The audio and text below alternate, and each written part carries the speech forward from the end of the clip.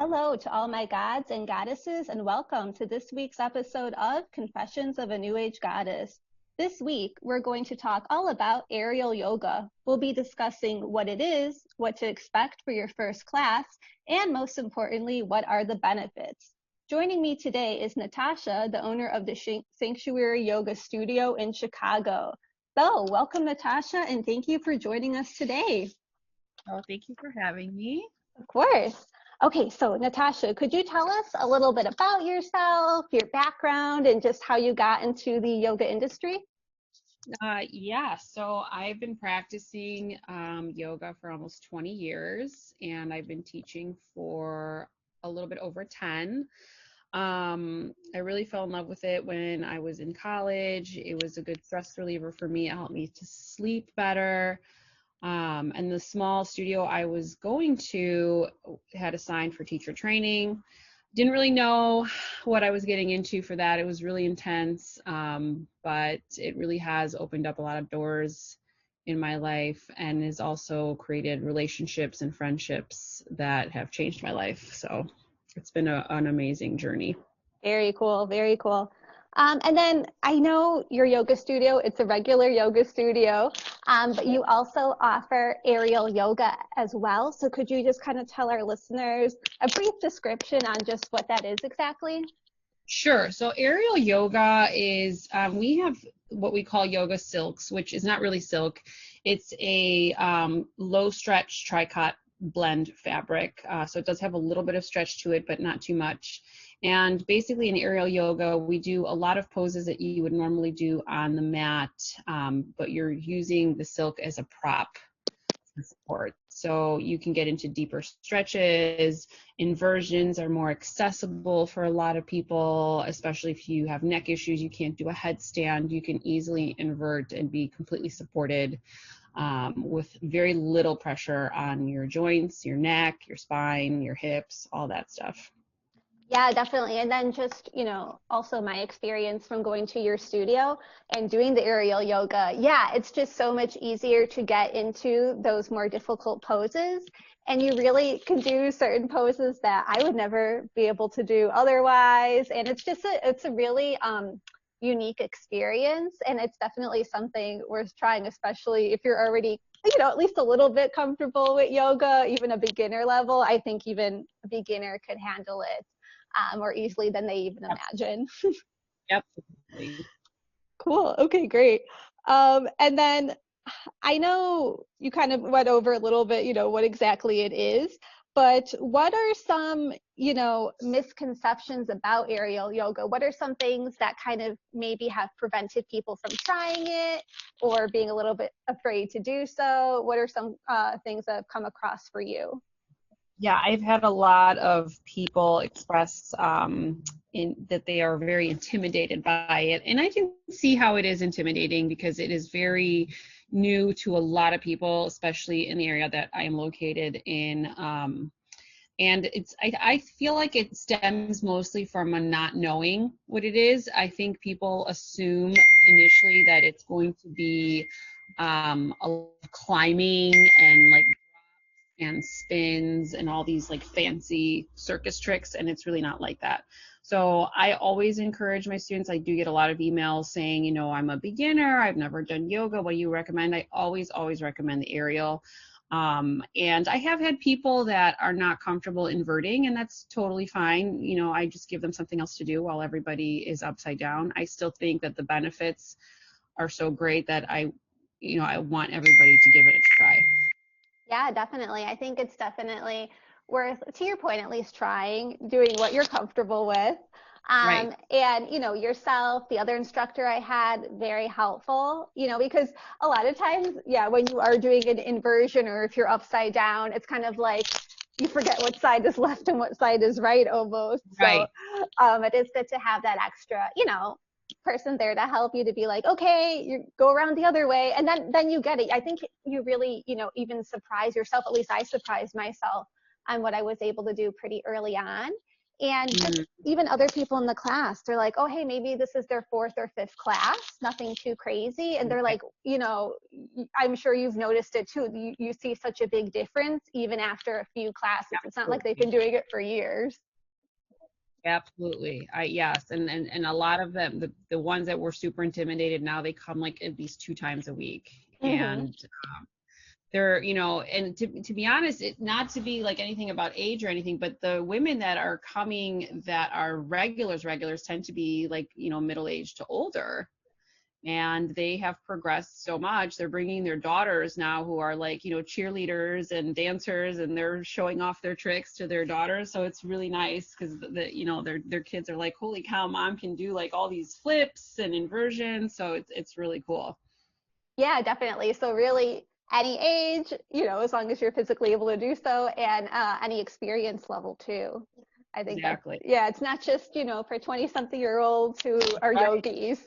Right, exactly. You don't even really need like a yoga experience either. So it's that again, that's why I always recommend it to everyone that walks in the door to at least Cool. try it. Yeah, at least try something new.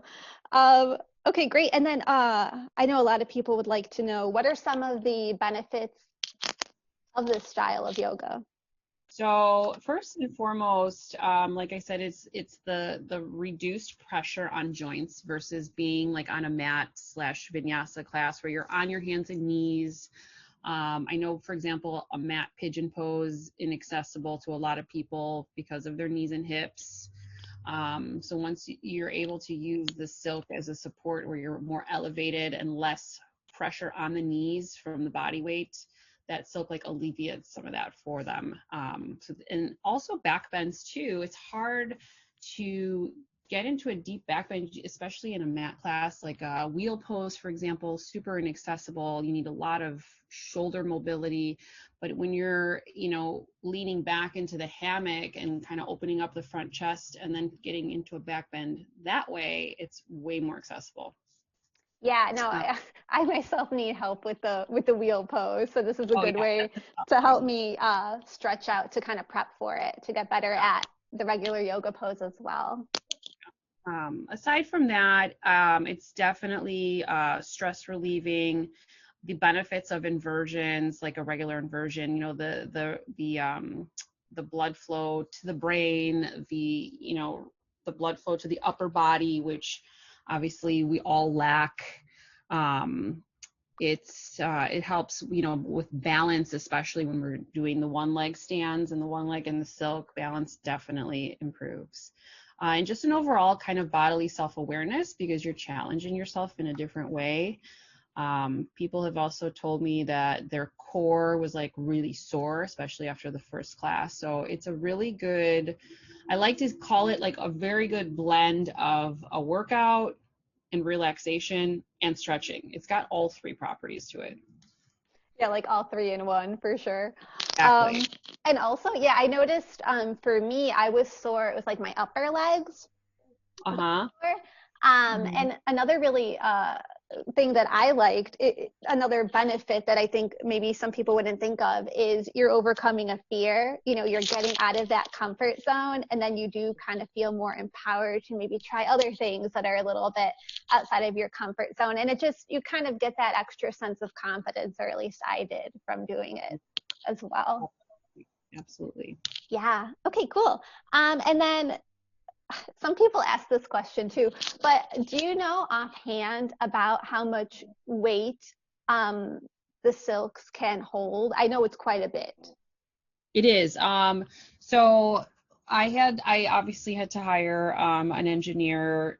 They examined the foundation and structure of the building, and then they decided how to set up what we call like the rig, which is where everything's hanging from.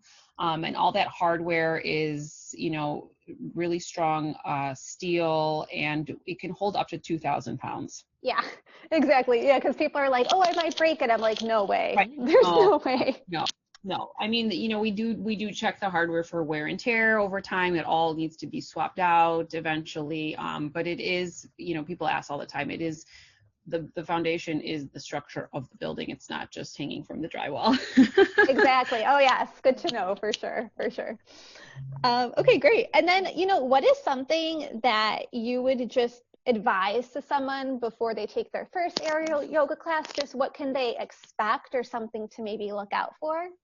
hmm I would definitely have them come, with an open mind, of course, no preconceived expectations, especially because every teacher that teaches aerial has a different training background. So, me versus the other instructors, we all have different trainings, so it's never going to be the same practice.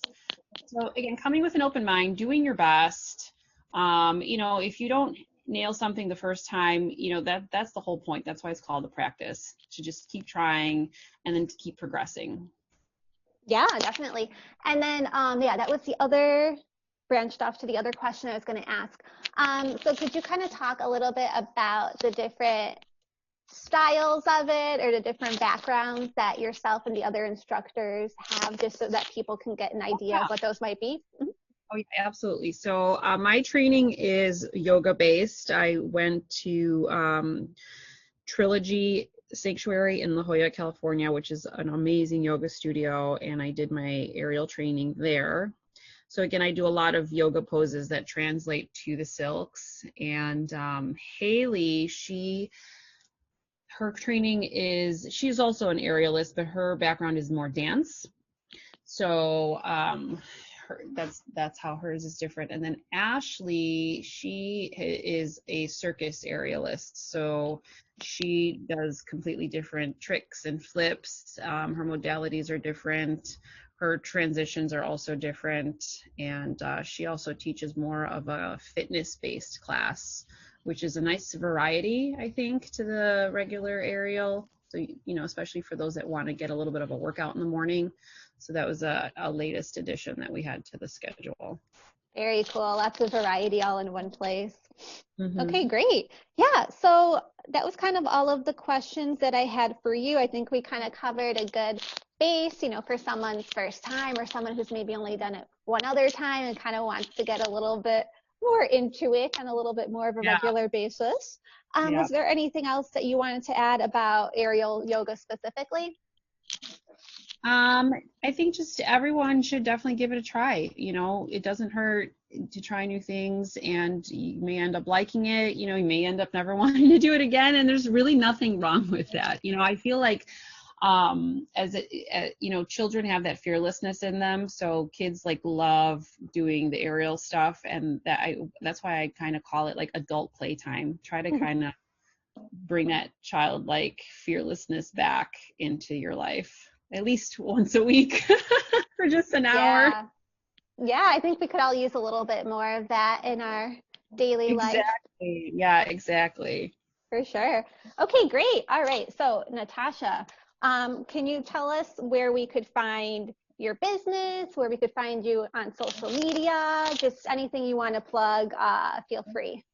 Sure. So our website is www.thesanctuaryshy, CHI. That is also our Instagram handle. And on the website, you can find links to all our social media accounts, also to our schedule, and that will direct you to MindBody. You can also find us through MindBody. That's another way. So two ways. Google also has some good reviews that we've gotten from our clients, some nice pictures if you're interested in seeing the interior of the studio. It's just a really beautiful Zen-like atmosphere, which is what I wanted to create. My goal was to create an experience for people, not just going into a yoga studio and taking a class, but just really make it like a sanctuary, hence the name. Yes, yes, very fitting name for sure. Okay, great. Yeah, and then yeah, I just want to really just thank you for joining me today. It was Sure. a really cool topic to talk about. Yeah, and I think it went really well. I think it calmed some nerves. I mean, I wish the first time I went many moons ago to aerial yoga that I had a little, Q&A about it with an instructor and someone who tried it out. It's kind of cool to see both perspectives. Yeah. Yeah. All right, awesome. Okay, well, You guys, as always, you can follow me on social media. Facebook, I'm at the New Age Goddess. Instagram, the New Age Goddess, all underscores after every word. So the underscore new underscore age underscore goddess. My new website is live, which is the newagegoddess.com. As always, you can book a Reiki session with me either in person or remote through my website or any of my social media handles. And if YouTube is more your jam, I did launch a YouTube channel called Confessions of a New Age Goddess. Well, we'll be uploading my podcast episodes and more. So thank you for joining us on this week's episode of Confessions of a New Age Goddess. Much love and namaste.